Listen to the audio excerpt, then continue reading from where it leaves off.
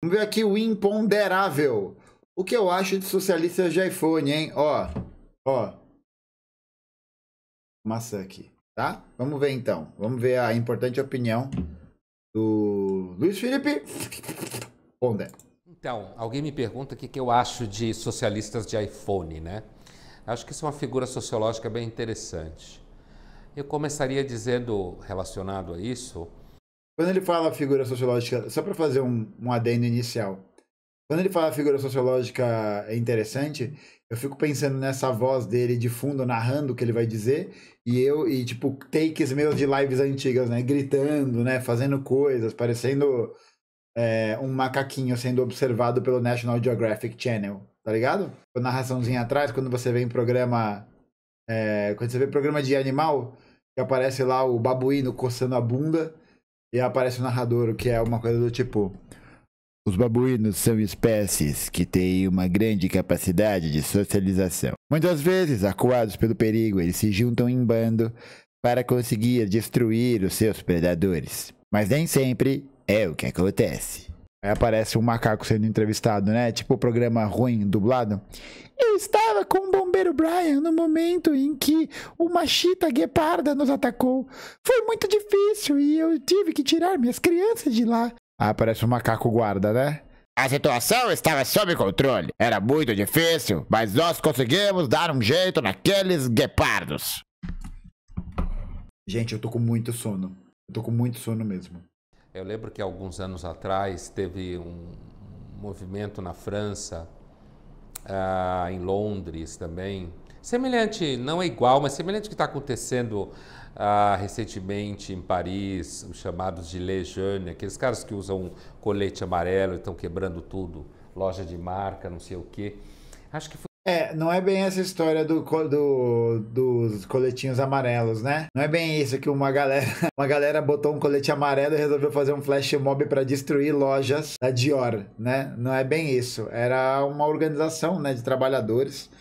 Não sei se era ligado a algum sindicato, alguma coisa assim, mas que faz uma série de protestos contra várias medidas de austeridade do governo do Macron. E fazendo o que os franceses sabem fazer de melhor, né? Botar fogo em carro, né? Queimar os ônibus, quebrar vidro. É isso, né? Vocês lembram desse vídeo? Não, tudo que o francês faz de melhor, né? Queimar carro, fumar na varanda, transar na varanda e ser racista, né? Liga, é isso aqui, ó. Vim pra rua pra fazer o certo. Não fazer o quê? Botar fogo em ônibus, quebrar as coisas. Ei, tá errado? Tá errado? Não tá, né? Não tá. Então aí, ó, fica aí. Qual lado vocês preferem? O menino fofo ou, né? Fica aí a decisão. Foi 2011, 2012 em Londres, teve uns riots, como se falava, uns protestos. Atacavam as lojas e roubavam, sei lá, joia da Tiffany's, iPhone da Apple, sabe essas coisas? E eu lembro de um texto na época aqui no Brasil que dizia que esses caras eles tinham sua razão, era no verão de 2011, em agosto, que eles tinham sua razão porque a sociedade jogava na cara deles que existia iPhone e eles não tinham. Acho fofo isso. Quer dizer, se alguém tem alguma coisa e você não tem, então você tem direito de roubar, né? Então eu diria que antes... Não, baita análise, né? Porque nesse processo aí dos protestos de 2011, que tinha um recorte até bastante ligado à violência policial, que aconteceu na Inglaterra e tal, tem uma outra análise que eu gosto mais, eu acho bem melhor, que é do Zizek, né? No filme do Guia Pervertido à Ideologia.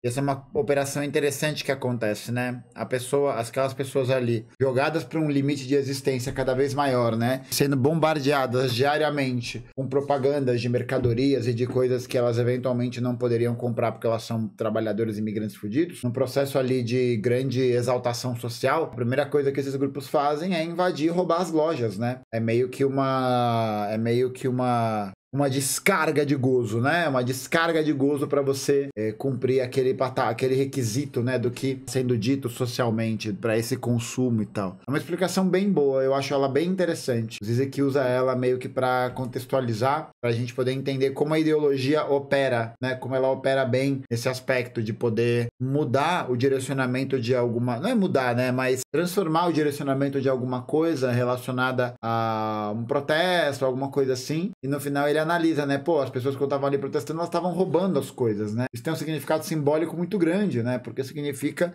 que toda aquela exasperação, né? Que todo aquele momento ali de apogeu, né? De destruição e tudo mais, ele tem um forte marcador ligado ao consumo, né? Tem um forte marcador ligado a essa ideologia provocada pela indústria cultural, né? Essa é uma análise bem interessante. Antes de exatamente o socialista de iPhone, é interessante porque esse movimento de vitimização que existe hoje em dia criou também a figura, sei lá, assim como existe o sem terra, que a gente acha que pode roubar a terra dos outros. Sem terra não rouba a terra não, tá, ô Pondé? Quem rouba a terra é latifundiário, que contrata grileiro, pistoleiro, né? Invade terra indígena.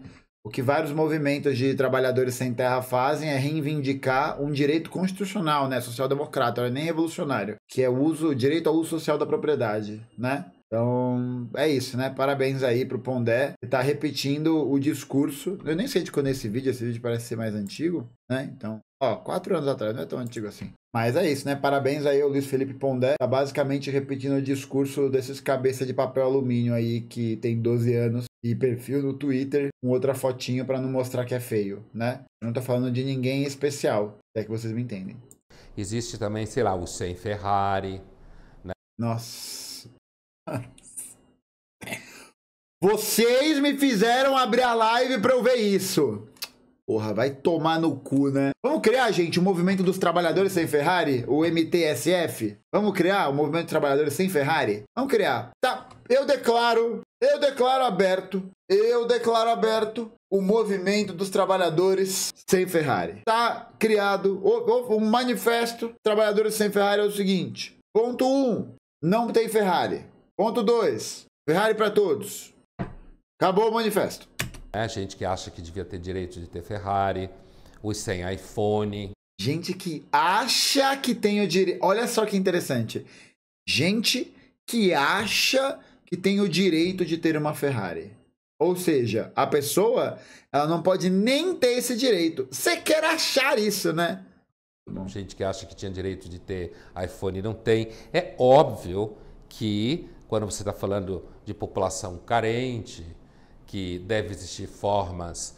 Carente, é população monogâmica, né? População aí que quer dar um beijinho, só quer um carinho, só quer uma conchinha num dia de inverno.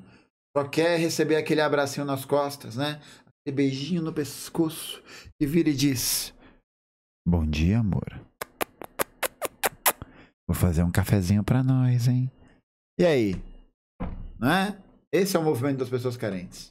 A distribuição de renda que melhore a condição dessas pessoas, melhor escola, né? Se o Estado fizesse o que ele tem que fazer, ele não ia ter tanto que ficar distribuindo dinheiro. Mas a gente sabe que o Estado no Brasil só arrecada e não entrega coisa nenhuma.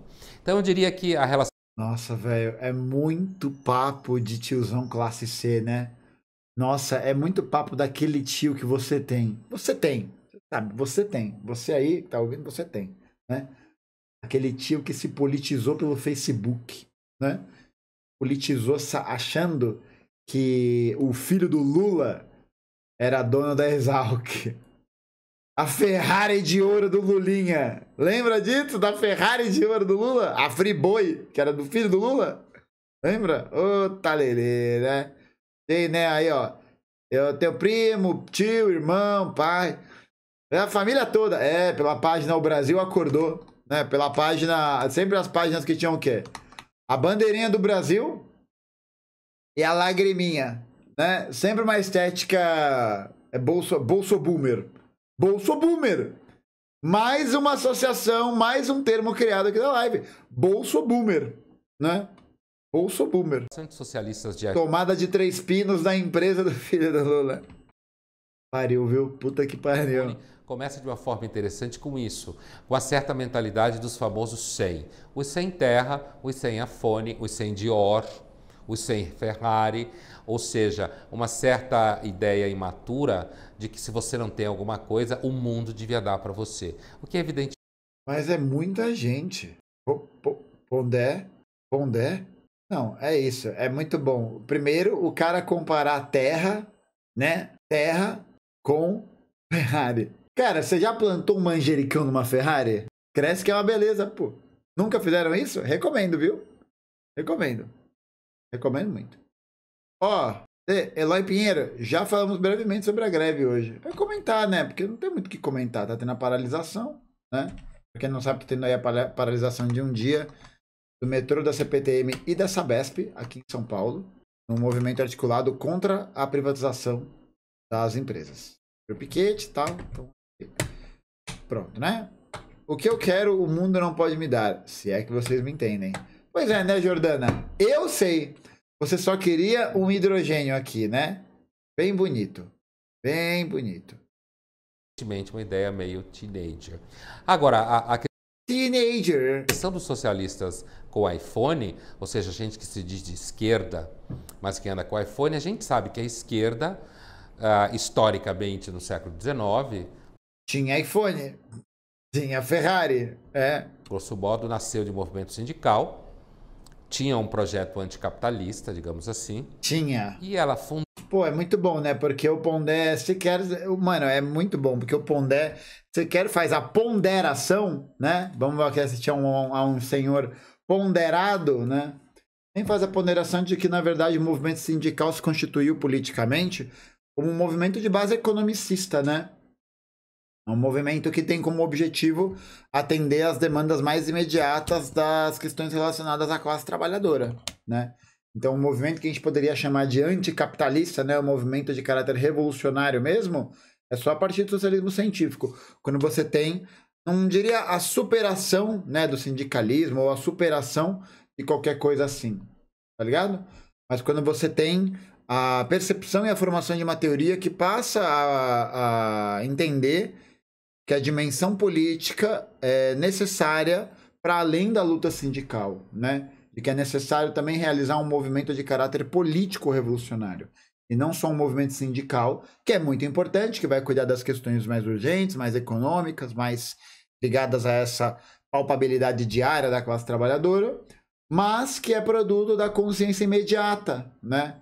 Então, tipo, é aquele negócio, um trabalhador sabe que ele é explorado, ele pode até saber que ele é um fudido, né? Ele pode ganhar pouco, ele pode ter pouco recurso, mas ele não necessariamente é um comunista, né? O cara não é um comunista porque ele trabalha, ele não tá meio caminho de ser comunista porque ele trabalha, tá ligado? Porque isso significaria dizer, né, que todo trabalhador, no seu trabalho, seria revolucionário, né? Teria a noção de que você precisaria destruir o sistema político vigente, teria a noção que você precisaria organizar um processo de tomada do Estado, e ainda que a gente possa dizer que os avanços e lutas sindicais sejam muito importantes, isso não necessariamente acontece, né? Isso não necessariamente acontece, não é porque alguém está num sindicato que essa pessoa vai ter a consciência política do contexto que ela está inserida, né? Ela pode ter a consciência das questões materiais, né? Dessas questões que são mais imediatistas, né? Que pegam mais na carne, né? Do trabalho, do dinheiro, da economia e tudo mais. Mas a questão política não necessariamente advém disso, né? É um trabalho político que tem que ser feito em paralelo em relação a... Porque os funcionários das fábricas, tudo que eles queriam era um iPhone. Sei lá, tirar férias, ser promovido, ganhar mais, ter TV a cabo. No 19, boa, no século 19. Imaginando, né? Uma palavra de ordem. Mano, essa é uma palavra de ordem que a gente do Partido Comunista sempre fala, né? Não abro mão. TV a cabo ou revolução. Como é que é? Eu não abro mão. TV a cabo ou revolução. O quê? Eu não abro mão. TV a cabo ou revolução. Aí, ó. Não abro mão. É o Premiere pra assistir o Brasileirão. Eu não abro mão. Ai, ai, parece verídico, né? A luta dos trabalhadores ser por TV a cabo. Parece. Comprar viagem pela CVC, sei lá. Puta, sim. Não, aí você pegou, hein, Pondezinho? Aí você pegou. Pra viagem pela CVC. Isso, perfeito. O sonho do trabalhador no século XIX era comprar viagem pela CVC. Aí você brilhou, né? Inclusive, né, eles vendiam um pacote, né? Um pacote para um tal de Titanic, né? Será que é legal esse rolê? Será que é legal esse passeio? Já foram nesse cruzeiro, gente, no Titanic? Já foram? Já foram? Parece bom, né? Eu vi uma propaganda, maior navio da história. Titanic é flopado? É flopado? Por que ele é flopado? Só porque ele fez blu, blu, blu.